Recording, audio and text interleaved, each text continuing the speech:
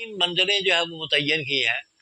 تو جس کا پہلا ہے کہ شاہد اول شعور خیشتن، وہ کہتا ہے کہ دیکھنے کا پہلا عمل، وجدان کا پہلا عمل، ٹھیک ہے، سوچنے سمجھنے کا پہلا جو درجہ ہے وہ ہے شعور خیشتن.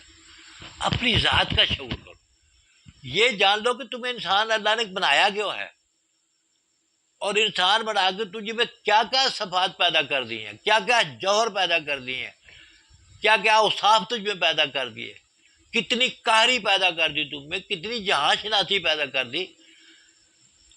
اس کا ادراک کرنا، اس کو سوچنا.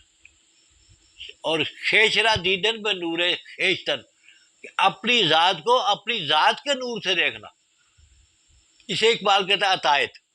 یہ درجہ کاہے کا ہے؟ عطایت کا، کہ جھک جاؤ، تسلیم کر دو. اس کائنات میں آتے ہوئے، رہتے ہوئے، سمجھتے ہوئے تسلیم کر لو کسی بڑی ذات کو، اور اس کے آگے جھک جاؤ، عطایت کر دو. اور یہ جتنی عبادات ہیں تو ہماری جتنی نیکیاں ساری اس عطایت کے درجے میں آ جاتی ہیں. عطایت کرتے کرتے، نیکی کرتے کرتے، صدقات، خیرات، نمازیں، حج، زکوٰۃ، جو بھی ہم اللہ تعالیٰ کی طرف سے ہمیں دیے ہیں، یہ جو ارکان دی ہیں یا جو بھی اصول دی ہیں، ان کا ادا کرنا جو ہے یہ عطایت ہے. اور اسے اقبال نے خود ہی کے مدارج میں کہا ہے کہ شاہد اول ہے یہ. کیا؟ شعور خیشتن، اپنی ذات کا شعور کرو کہ تمہیں انسان بنا کے اللہ نے کس مقصد کے لیے بنایا. کیوں نہیں تمہیں کوئی اور درندہ پرندہ یا کوئی نجسی چیز بنا دیا؟ اشرف المخلوق تمہیں بنا دیا اللہ نے، تمہیں نائب بنا دیا اپنا، اور وہ ایک بہت بڑی بزم میں تمہیں اللہ نے یہ منصب عطا کیا. تمام فرشتوں کو تیرے سامنے جھکا دیا اس نے، وہ تجھے سجدہ ریز ہو گئے تیرے سامنے، تیرا شرف انہوں نے مان لیا، سوائے ابلیس کے، اللہ ابلیس. اب ابلیس کا بھی ایک اور چیپٹر ہے، وہ بعد میں کسی بیان کریں گے کہ یہ ضروری تھا، کیونکہ یہ کائنات جو ہے اجتماع بالضدین ہے. یہاں دن کا ہونا جو ہے وہ ضروری ہے رات کے لیے، اور رات کا ہونا ضروری ہے دن کے لیے. نیکی کے اسبات کے لیے ضروری ہے بدی بھی ساتھ ہو، ورنہ نہ پتہ چلے گا نیکی کیا ہے نہ بدی کا پتہ چلے گا. یہ اجتماع بالضدین، ایک دوسرے کی ضد جو کائنات میں اللہ نے پیدا کی ہے، یہ ضروری تھا. تو جہاں یزداں کا وجود ہے وہاں اس کے مقابلے میں شیطان یا اہرمن کا بھی وجود ضروری تھا. جیسے کوئی فلم میں ہیرو ہوتا ہے، وہ تو اچھا کام کرتا ہے لیکن برے کام جو ہے سائڈ ہیرو کرتا ہے، جس سے اس کے کام بھی اچھے لگنے شروع ہو جاتے. تو یہ اجتماع بالضدین ہے کائنات. تو بہرحال یہ وہ اس واقعے کی طرف اشارہ ہے جہاں سورہ بقرہ میں اللہ نے وہ محفل سجائی اور فرشتوں کو جھکایا انسان کے سامنے، اسے کچھ اسماء سکھائے، اس نے فر بیان کر دیے. تو یہ ہے وہ منزل عطایت. اسے اقبال کہتا ہے یہ عطایت ہے، ٹھیک ہے. شاہد اول، پہلے منزل جو ہے دیکھنے کی، شعور خیشتن، اپنی ذات کا شعور ہو کہ تمہیں اللہ نے انسان بنا کے تمہیں کیا منصب دے دیا، کس مقام پہ تمہیں یہ متمکن کر دیا ہے، اور پھر اللہ تم سے کیا توقع رکھتا ہے کہ یہاں اس مقام پہ رہتے ہوئے کیسے کیسے کام اور کارہائے نمایاں کرو، کیسا کردار اپنا دنیا کے سامنے پیش کرو. اور اس کا مزید وضاحت یہ ہے کہ خیش را دیدن، کہ اپنی ذات کو اپنی ذات کے نور سے دیکھو کہ تم میں اللہ نے جو نور پیدا کیا ہے، اللہ نے تمہیں اپنا ارادہ پیدا کیا ہے، کل روح من امر ربی، اور جو تجھے روح دیا اللہ کا امر ہے تم میں، اور بڑا پکیزہ ہے، بڑا بلند ہے، اور کمال کا بلند ہے. اس سے تمہیں مکلف کیا، تیری وہ جوہر بن گیا تیرا وہ. تو یہ ہے جی پہلی منزل عطایت، جسے اس وقت شعر سے جس کی وضاحت ہوئی ہے کہ شاہد اول، دیکھنے کا پہلا عمل، سوچنے کا، سمجھنے کا، ادراک کا، وجدان کا پہلا درجہ جو ہے وہ اپنی ذات کا شعور کرے انسان. اور شعور اس طرح کرے کہ پھر جان لے کہ میں بہت محترم. وہ میر کا شاید شعر ہے کہ مت سہل ہمیں جانو، یار سانو ہمیں نہ سمجھو، پھرتا ہے فلک برسوں. جب خاک کے پردے سے انسان نکلتے، انسان ایسے نہیں دنیا میں پیدا ہے، یہ فلک برسوں گردش کرتا ہے، زمانے گزرتے ہیں، تو پھر انسان جو ہے وہ بار سے وجود میں آتا ہے. تو سہل نہیں ہے انسان کا دنیا میں آنا. تو یہ تمہارا انسان بننا بھی سہل نہیں ہے.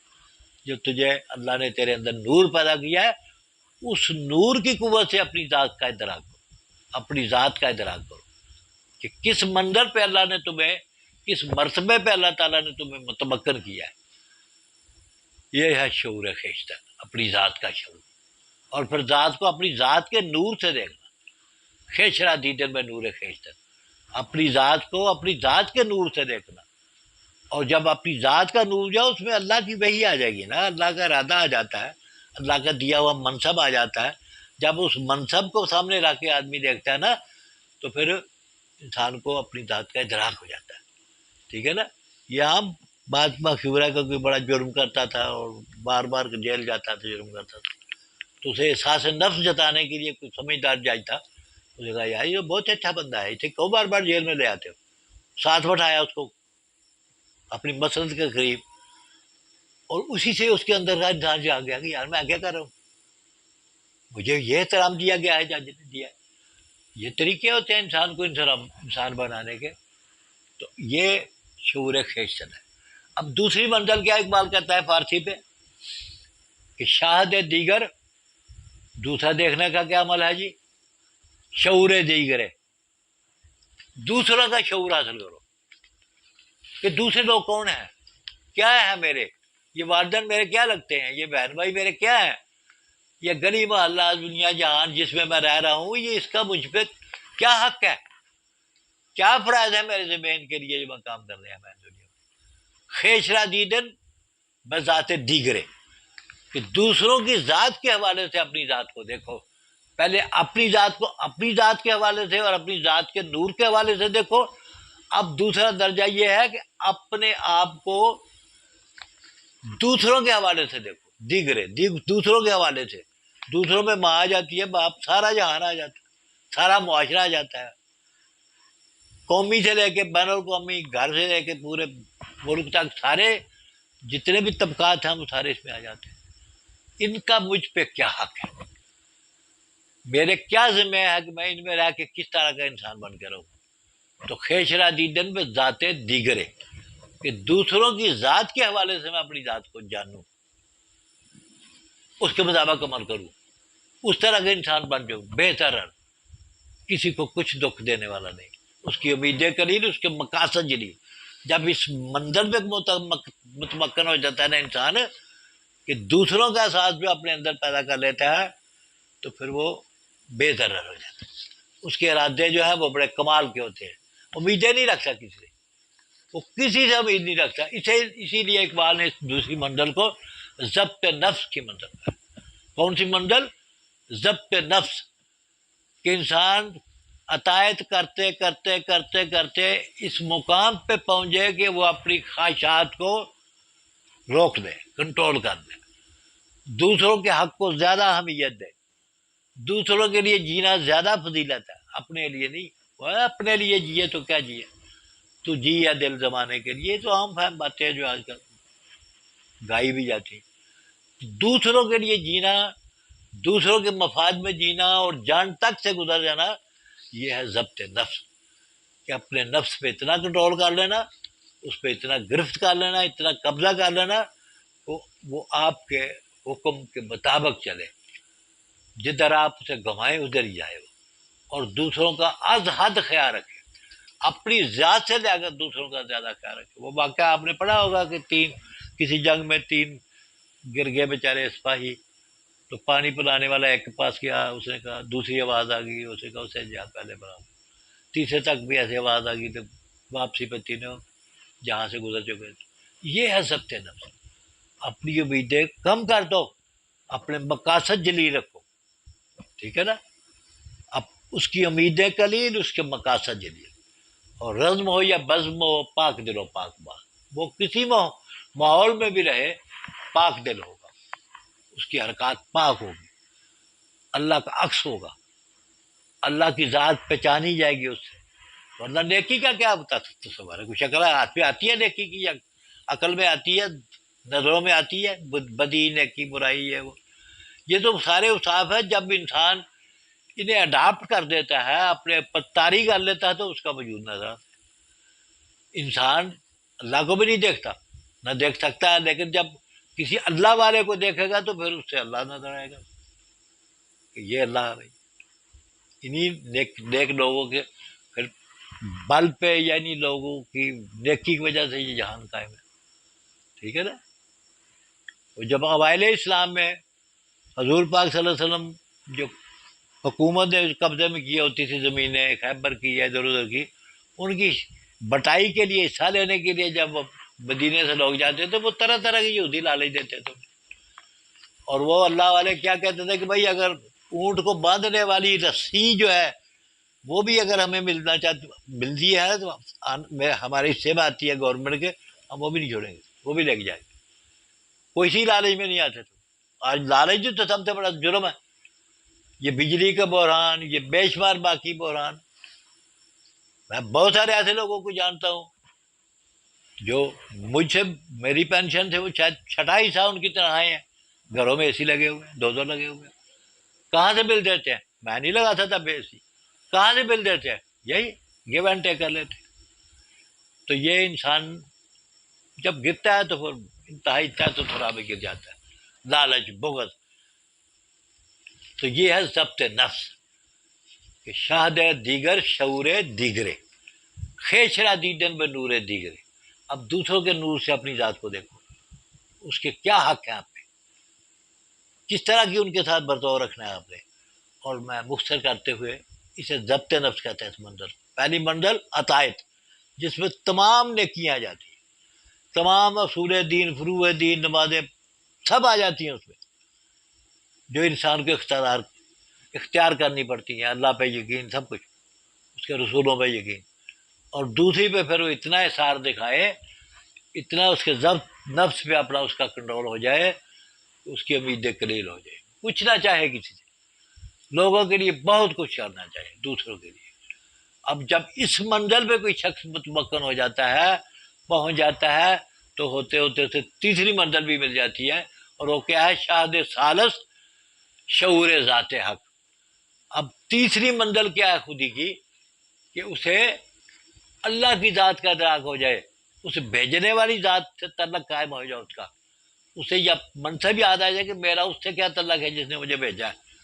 شعور ذات حق، حق کی ذات کا شعور پیدا ہو جائے اس کے ذہن میں۔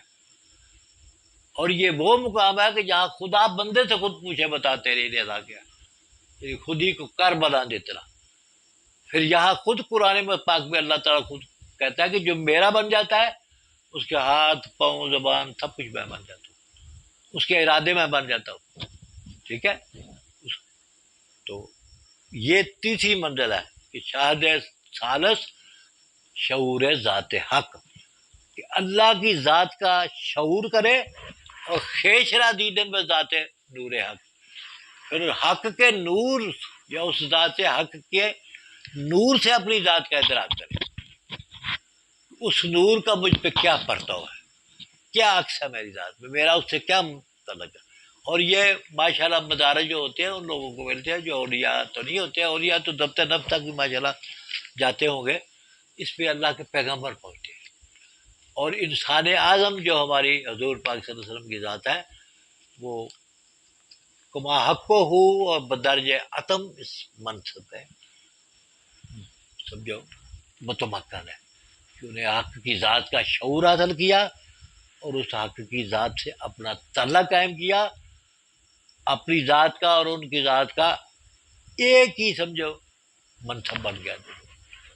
اور انہی کے حوالے سے اللہ تعالیٰ نے پھر قرآن میں ایسی مثالیں بھی دی کہ جس میں اہل بیت کے بارے میں بھی اللہ نے وضاحت سے فرمایا کہ 10,000 لفظ کیا ہے، ہم کہ بتا تیری رضا کیا ہے، تو کیا چاہتا ہے، جو تو چاہتا ہے میں وہی کروں گا، اور یقیناً وہی ہوتا ہے، ٹھیک ہے، جو انسان چاہتا ہے۔ اور لیکن یہ منصب جو ہے، یہ تانا بخش خدائے بخش اللہ، یہ بازو نہیں یہ چیز ملتی، یہ اللہ تعالیٰ جس کو دیتا ہے، اور وہ اپنے برگزیدہ پیغمبروں کو، اور پیغمبروں کی بھی ایک بہت بڑی تعداد میں اللہ تعالیٰ نے پیغمبر آخر الزماں حضور پاک صلی اللہ علیہ وسلم کو یہ منصب عطا کیا ہے کہ وہ ضبط نفس سے بھی گزرے، عطائت سے بھی گزرے، اور پھر نیابت علیہ کے مقام پہ جہاں انہوں نے اللہ کا دیدار بھی کیا، اللہ کے نور کو بھی جذب کیا، ٹھیک ہے، اور اس میں سب کچھ جذب کرنے کے بعد وہ اپنی ذات میں بالکل باشعور ہوئے رہے۔ جو منصب اللہ تعالیٰ نے ان کو بخشا تھا انسانوں کو ہدایت دینے کا، اس سے غافل نہیں ہوئے، ٹھیک ہے، ورنہ بندہ تو ذرا تھوڑی اور دنیا میں چلا جائے تو بالکل حواس ہی مختل ہو جاتے ہیں۔ لیکن حضور پاک صلی اللہ علیہ وسلم کا سب سے بڑا معجزہ ہے میری نظر میں کہ وہ اللہ کے قرب میں بھی گئے، لیکن جب واپس آئے بالکل شعوری حالت میں آئے، بالکل شعوری حالت میں، کوئی ان پہ ایسی کیفیت نہیں طاری ہوئی کہ جس میں وہ گم سم ہو جاتے، محویت ہو جاتی یا پتہ نہیں کیا ہو جاتا، ہاں بالکل شعور کی حالت میں۔ تو یہ بہت بڑا مقام ہے، بہت بڑا مقام ہے، جتنا سوچے اتنا ہی مزہ آتا ہے اس کو سوچنے میں۔ تو آج یہ میرا مختصر میں نے حوالہ دیا ہے یہ خودی کا، ورنہ اقبال نے تو اپنی شاعری میں جگہ جگہ اس کا اظہار کیا ہے، جگہ جگہ، ہزاروں جگہ، اور ہر رنگ میں کیا ہے۔ قادر و کلامی اقبال کی کمال کیا ہے کہ اس نے اسے موقع محل کے مطابق میں عجیب عجیب لفظ دیے، عجیب عجیب اس کے معنی بیان کیے، اور کسی نہ کسی حوالے کے اس کا ذکر کیا خودی کا۔ تو یہ انسانوں سے یہی توقع رکھتا تھا، دراصل غلامی کا دور تھا، اور مسلمان ان انگریزوں کی 200 سالہ غلامی سے اور اس سے پہلے ہزاروں سال کی بادشاہوں کی غلامی سے ضبط نفسی، عزت نفسی بھول گئے تھے، منصب حیات ہی بھول گئے تھے، وہ اپنے آپ کو گداگر، فقیر، درویش، پتہ نہیں کیا ہیچ منصب پہ پہنچے ہوئے تھے۔ ان کو اٹھانا بہت بڑا ضروری تھا، اور اقبال سے اللہ نے بہت کام دیا ہے، ٹھیک ہے نا۔ وہ کہتا ہے عذاب دانش حاضر سے باخبر ہوں میں، اقبال فرماتا ہے کہ مجھے آج کے دور کا جو عقل کا عذاب ہے اس سے میں واقف ہوں، کہ مجھے اس آگ میں ڈالا گیا ہے مثل خلیل، کہ جس طرح حضرت خلیل اللہ کو اللہ تعالیٰ نے اس دور کی جہالت میں آگ میں ڈالا تھا نا، اس طرح مجھے بھی شعور ہے بالکل کہ میں کس منصب کے لیے، مقصد کے لیے آیا ہوں۔ من کے جاؤ شعر کجا ساز سخن بہانہ ہی، میں کیا شاعر ہوں یار، کوئی بات نہیں، شاعری واری کیا ہے میری، یہ تو ایک بہانہ ہے میرا، ساز سخن، یہ جو میں گنگناتا ہوں، شعر کہتا ہوں، یہ تو ایک بہانہ ہے، کاہے کا سوئے قطار می کشم لاکائے بے معاملہ، میں اپنے قوم کی جو نکیل جسے توڑا لی ہے، نکال لی ہے، بے لگام ہو چکی ہے میری قوم کی جو اونٹنی، میں تو اسے سہلا کے بہلا کے لائن کی طرف لا رہا ہوں، قطار کی طرف لا رہا ہوں، ورنہ میں شاعر کا من کو جا شعر کو جا، کیا میری شاعری ہے، میں کیا ہوں، یہ تو بس ایک بہانہ بھی میرا کہ جس سے میں کام لے کے اپنی قوم کو، قوم کی بھتکی ہوئی اونٹنی کو، اڑیل اونٹنی کو، سرکش اونٹنی کو واپس قطار میں لا رہا ہوں، ٹھیک ہے نا۔ قطار میں لانا ہے کہ ایک نظم کی پابند کر رہا ہوں اسے، ایک ڈسپلن کی پابند کر رہا ہوں۔ وما علینا الا البلاغ المبین، صدق اللہ العظیم۔